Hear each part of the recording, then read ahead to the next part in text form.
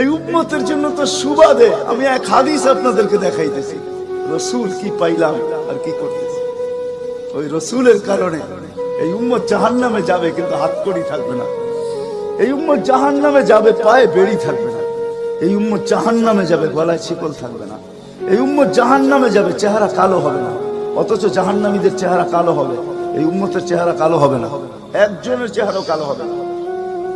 ফেরেশতা জিজ্ঞেস করবে, আল্লাহ চেহারা তো ঝকঝকে, গলায় নাই শিকল, পায়ে নাই বেড়ি, হাতে নাই হাতকড়ি, এটা আবার কি পাঠায় দিলেন? তো আল্লাহ জবাব দিবে, আমার বন্ধুর উম্মত, খবরদার।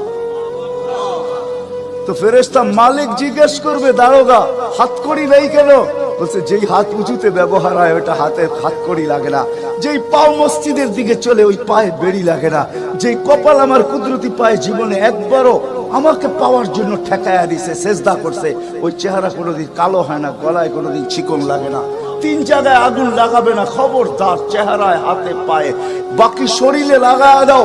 আগুনকে যখন মালিক হুকুম দিবে ধরার জন্য, আল্লাহ